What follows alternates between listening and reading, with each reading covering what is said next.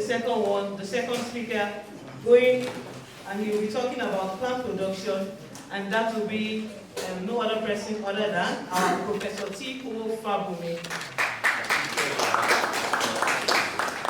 Assisted by Professor Adebo. Oh, Adibo. All right, sir. You're welcome to the stage.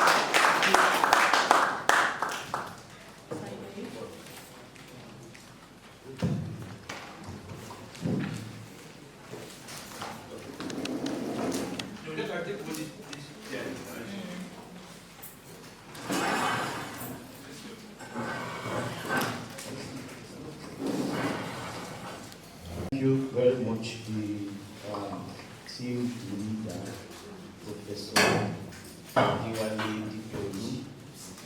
And okay, sorry, I don't want to break protocol. The VC is here, the Vice Chancellor, ably represented by Professor Fakoya, team leader, and all professors here, and all the participants, the farmers and others that are invited for this program. This morning my presentation is on the plant production aspect of the agroecological farming. And my presentation will be based on just 5 topics that we have here: tropical and subtropical crops, fundamentals of vertical cultivation, hydroponics, aeroponic system, natural resources management, and soil conservation. By virtue of introduction, form of introduction, agriculture, we know, and food production is not what anybody can play with globally. The Sustainable Development Goal, as well as the Millennium Development Goal, Asia. I'm saying that gẹ́gẹ́ bí gbogbo wa ṣe mọ̀, wọ́n ní tí ebi bá kúrò nínú ìṣẹ́kúṣe. So even though globally we are talking about food for all, maybe even year 2015, food for all, but we know that Africa will have to take care of Africa's portion. People cannot come from other countries or other parts of the world to feed us. It's just as applicable to us. No matter how close other members of your families are to you, you wouldn't expect a man from other family, whether your brother, your elder brother, to come and feed you or take care of your children. You have to do it yourself. Okay? And in doing it ourselves, we are in that part that leads us to the first portion of the course: tropical and subtropical crops. What part of the world are we precisely? Because we are talking about tropical and subtropical crops. Globally, in the globe, there's a portion where God has created us, where God has placed us in that part of the globe. We know, we said before the discovery that the world was spherical, or is spherical. People have been saying the world is flat, and so eventually it was discovered that no, the world is not spherical, it's not flat or spherical. This is how the shape of the world is. And the portion between those two red lines, the red line in the middle, that's the equator. That is the Tropic of Cancer and Tropic of Capricorn. That is where the tropic or tropical zone lies, and Nigeria falls within that part. That is the reason why we are talking about tropical and subtropical crops. That is where we belong. That is where we belong. Because the characteristics of this area, of this part of the world, will determine what we produce. We determine what we grow. It's just like Yoruba will say, "Inu iku leja ngbe." You cannot take a fish and bring him on the land. That's not where God has created for it. Neither can you take maybe some other animal and put them in the sea. No. So globally, this is where God has placed us. And what are those characteristics of those areas. You see, like Yoruba also will say, Otutu, kì í mú ẹja ní alẹ́ odò. Okay, so the same thing applies. The crop we are growing here are crops that are adaptable. We must understand that primarily. What are those characteristics that make this tropical area unique to other parts of the world? Then we look at the climatic factors. The climatic factors account for about 50% of the yield. So when we are talking about climatic factors, we are talking about rainfall. You know, we talk about precipitation here, but precipitation is general. Rainfall is what pertains to us. In other parts of the world, they can be talking about snow and other aspects, but here we don't really have snow. Rainfall, how we get water, relative humidity, the amount of moisture we have in the atmosphere. We have temperature, very important. Solar radiation, that is sunlight. Photosynthesis cannot take place without sunlight. And sunlight power. If there is no sunlight, the canopy of the what? Of the palm tree, there will be a shade there. So there won't be light for light to penetrate so that your crop will do well. So sunlight is very, very important. So that the wind velocity and atmospheric gases. All are functions of where a country is located in the globe. Other factors of crop production are soil factor, edaphic, socioeconomic factor. So we have said, where does Nigeria belong? Next slide, please. I've shown us where we belong. So countries that are fully tropical are Indonesia, Colombia, Nigeria, and the Philippines. And in Africa, all countries lie either fully or partly in the tropics, except Morocco, Tunisia in the north, and Lesotho and Swaziland in the south. So the characteristic now, because that determines what we do.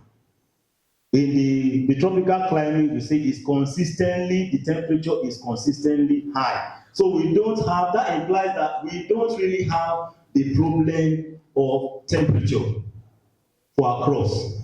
There's no time when the temperature is not adequate. Let us remember that. Then the sunlight, there's no day in Nigeria where sun will not shine. Unlike other parts of the world, because they are far from equator, sometimes they go after total darkness, and you know the importance of light. So in terms of our advantage now, for most of our crop, we have adequate temperature, we have adequate sunlight, we are going somewhere. Then for the subtropical climate, you have a mix of tropical and temperate with hot summer and mild to cold winter. Of course, the primary distinction is that in subtropical zone, experience winter temperature. I want to also make a small distinction here, clarification. Nigeria is a very fantastic country when it comes to issue of this climatic factor. You know, as you are moving from the south to the north, you see some of these things changing. If you go very close to all this Niger Delta area, you see plants with their roots almost standing in water because a lot of rainfall almost throughout the year. You see tall trees and so on. But we are just talking about this generally, because in Nigeria we have distinct rainy season and dry season. It varies as you move to the north. The amount of rainfall you have reduced. Let me just also give this clear information, which you also know, that as you are moving here, we have tall trees like palm trees. In the north, too, they have palm trees, but this time around is dates, desert plant. So what I'm saying that even though we want to address the issue of we want to do agroecological for our ecology, we must understand it. We must understand what is it that we have. How does climate affect us? So whatever we want to do will be within that context, and we leverage on our strengths. We leverage on our strengths. Then the next slide, please. So we have the tropical plants cultivated in warm climate are root and starch, which you know, cassava, yam, sweet potato, cocoyam. We have fruit like bananas, coconut, citrus, mango, and so on. Then we have vegetables, tomatoes, okra, chilies, amaranth, coffee, cacao, sugarcane, cotton tea, oil palm. Okay, this is very important because you are seeing mix of fruits, vegetables, and so on here. And part of what we'll also be discussing in this agroecological farming, that it will be like a kind of mix of what we are used to doing, which we can still do with our soil, Because you cannot still actually grow cocoa adequately in screen house. I don't know how you want to do that. Maybe our breeders can help us. You can't grow oil palm in screen house. You have to grow it in the natural, more or less in the natural. But there are other innovations that even some of these are tropical crops can fit into. Later when we're talking about vertical farming, hydroponics, and aeroponics, that one will come in. So it's a blend of the two. Next slide, please. So merit and demerits of tropical climate. I talk about adequate temperature all year round for most of the crops. Adequate high solar radiation. Moisture is for most of the time we have enough moisture, except for this distinct rainy and dry season. Then we have soil erosion. These are some of the problems. Soil erosion, don't forget it. Leaching, poor soil nutrients, pests, and disease. Next slide. So that leads, because of some of these challenges, it leads us to the need to control our environment. Environmental control. There's a need for it. We have seen our strengths. The next thing that, how do we control some of these challenges? There's a focus. We want to go into all year round production. So food security is a priority. Like I said earlier on, somebody cannot come from his country and feed us. Africa will have to feed Africa. Nigeria must feed Africa. So we must understand where we're operating. Then we must ensure all year round production requires taking care of challenges, limitations associated with tropical agriculture. This leads to the next topic, fundamentals of vertical cultivation. In vertical cultivation, the vertical, when you, as a person is standing like this, that is vertical. When the person lies down, is what? Is horizontal. The farming we do that we are used to, Abalaye, is what? Is to just grow a crop on the land, just like that. But for vertical farming, you kind of arrange like a stack, like a rack. When you want to arrange your cup, you don't just put your cup all over your kitchen. What do?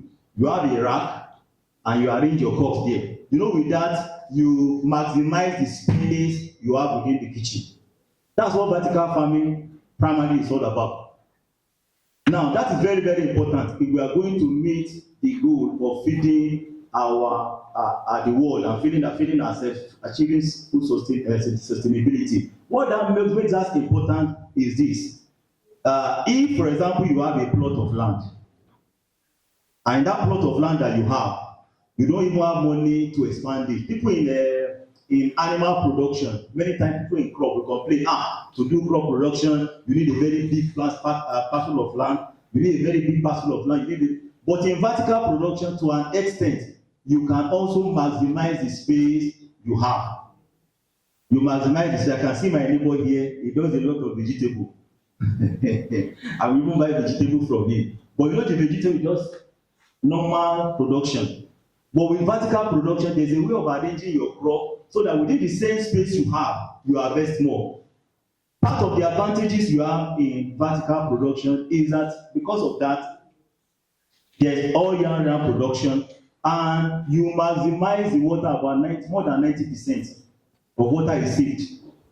More than 90% of water is saved. And actually, it's based on the fundamental of vertical. Let's look at the fundamental now. Vertical arrangement of crop. You optimize light, and you have precise nutrient management. This is what this plant area requires. You give it directly, not that somebody you apply and it's wasted. This is what this crop requires. You calculate it. This is what, and you give it to it. And I want to say it, like we eventually will go on maybe the training. Some of these things, they are not like taking it hook, line, and sinker. There could be modification. Let me give one simple example. Vertical agriculture has to do with soilless farming. You are not using soil. But I'm sure some of us have even raised seedlings using sawdust before. We have done that before. And in using sawdust, sometimes the sawdust you have used can sustain a plant for sometimes even 3 weeks.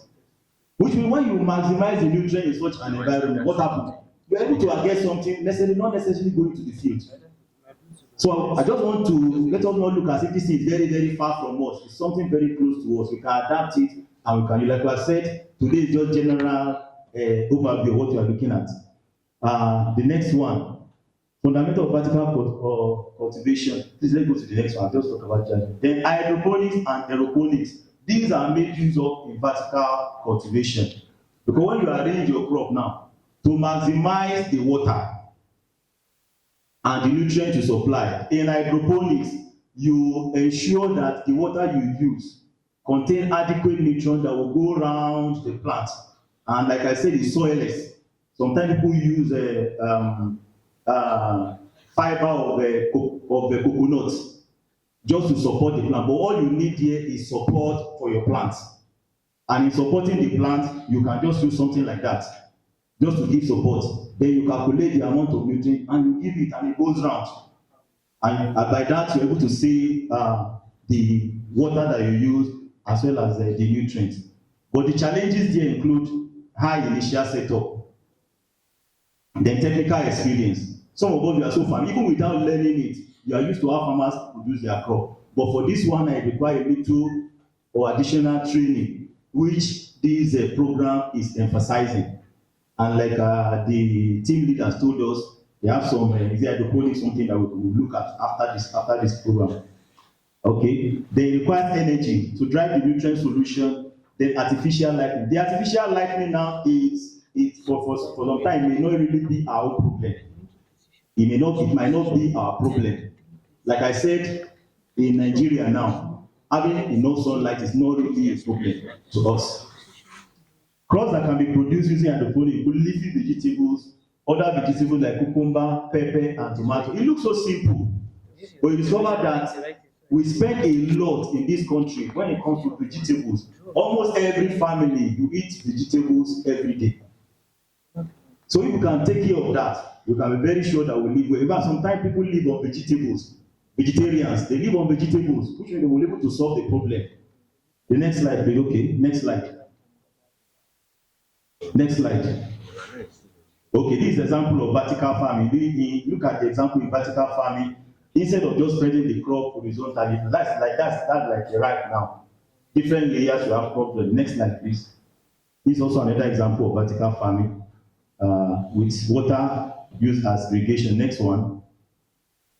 Modern vertical farming with hydroponics. Hydroponics, that you see like different racks there. Then at each layer you have nutrients in solutions that goes around to feed those plants. Next one.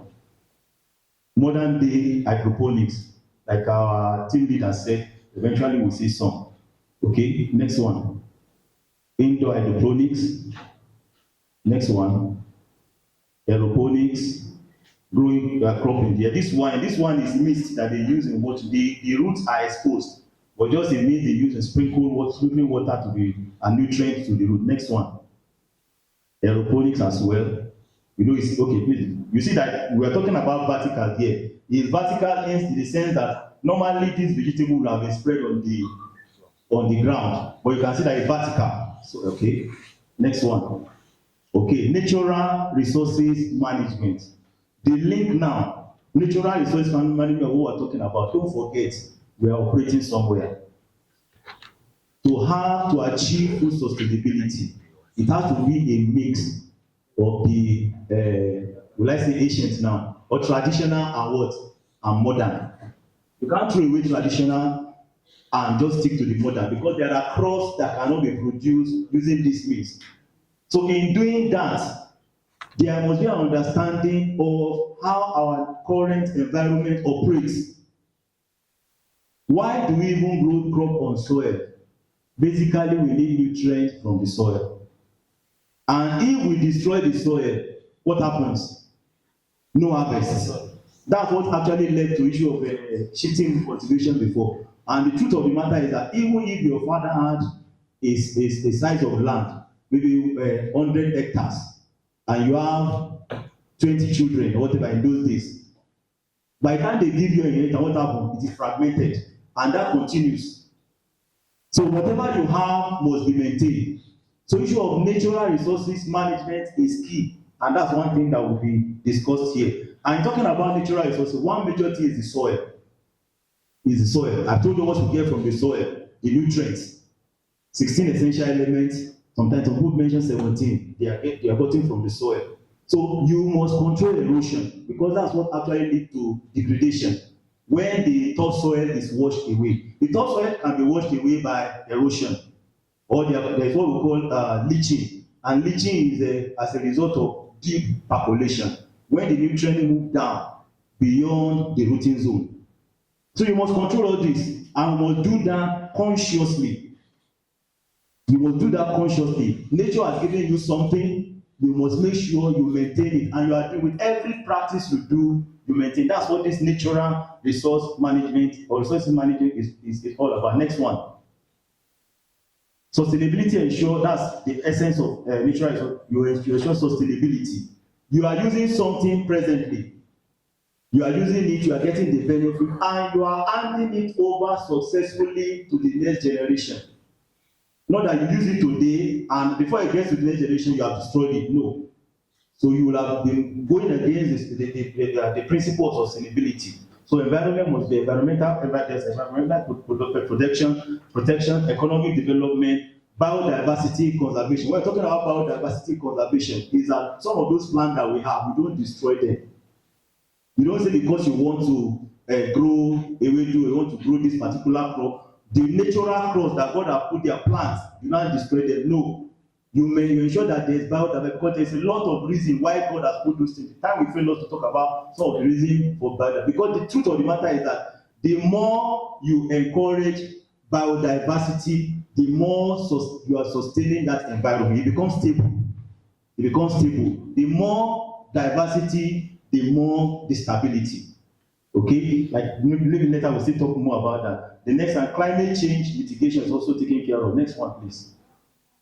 Soil conservation. How do you conserve your soil? Because in natural resource management, soil is one. How do you conserve your soil? Next slide, please. So in conserving the soil, you take care of erosion, take care of nutrient loss due to leaching. Next slide. The farming practice. How you practice your agriculture determines whether you conserve the soil or not. Let us talk about this briefly. You know, in tropical environments, the rate in which our rain falls heavily here. That's why after rain, go out and see the kind of water you see. Muddy. What is it carrying? It's carrying some nutrients in suspension. So what you do is that as much as possible, the principle, once you open your land, make sure you cover it on time. Sometimes people just plow. And thank God our farm managers here. Just plow. We won't have time to come back. They have plowed. We won't have time. Just plow it. For the next 2 minutes, they are not coming back. Plowing, harrowing, nothing is done about it. You are losing the topsoil. People want to prepare a parcel of land, bring in a bulldozer, they will just bulldoze it. Something that's taken about 30 or more years to develop. In just one single operation, you destroy it. So that should be in our mind. We should do it. Is it conscientiously now? Not just theoretically, we should do it. Our teacher once told us this story. We want to prepare a piece of land.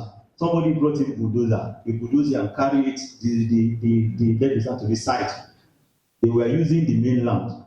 The farm hand decided to plant his corn around all those areas that one was busy smiling. Meanwhile, because you have depleted the soil now, they are fertilizer, nothing. Why? Because they are taking the active part. The most important part has been taken to the side. So we should have that understanding in preparing our land. So there's what we call no-till conservation. The truth also is that you don't need to all the land you put the seed where you put in your seed. Is it everywhere that you till that you put your seed? It's not. It's not.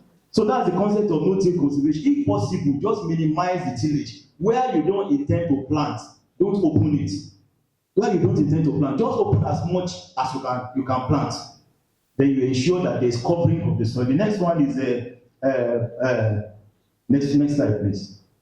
Okay, cover cropping. I'm talking about some of this method of ensuring that there's cover cropping. In using cover cropping, like I said, it's only when the land is exposed that there's erosion. So the principle of cover cropping is that you are actually using a crop that spread to ensure that covering. Because before erosion can take place, there must be what? Impact, raindrop impact, and to move from a splash or raindrop impact erosion to sheet, to reel, to gully erosion, eventually can lead to what we call padland. where it almost becomes impossible to reclaim that land. So in using cover cropping, the simple principle is that you ensure that the ground is covered. Once it's covered, it's safe from both gully or whether rain or wind erosion. Next slide. No, before this one. Okay, next one, next slide. Oh, next slide. Yes, conservation tillage. In this one also, like I said, we don't need to really open the whole field. Minimum tillage. Sometimes people use herbicides. Of course, we know these days organic agriculture want to try to minimize each other because of the food safety as well. You don't as much as you only open, take care of that part that you want to plant. The other part should be left intact. Conservation to the next slide. Crop rotation is like more or less like a balance for us. Where you grow a crop this year, next year you don't grow the same crop there. It's because some of those crops, when you grow the same crop the same year, you know, it's nutrients you are taking from the soil. That means that plant is taking the same nutrients. If diseases or organisms are on that soil, they multiply. Pests are on that soil, you are multiplying. It's very simple logic. Very simple logic, like you are providing food for some of those disease organisms to multiply.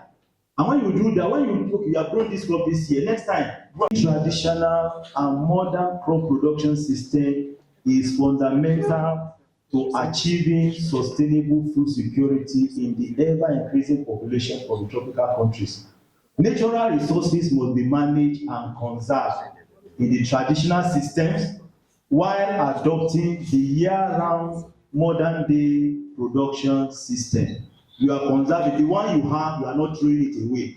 Then the one that you want to get, you also embrace it. When we do that and we put our heart to it, then the Millennium Development Goal and Sustainable Development Goal, achieving zero hunger, will be achieved.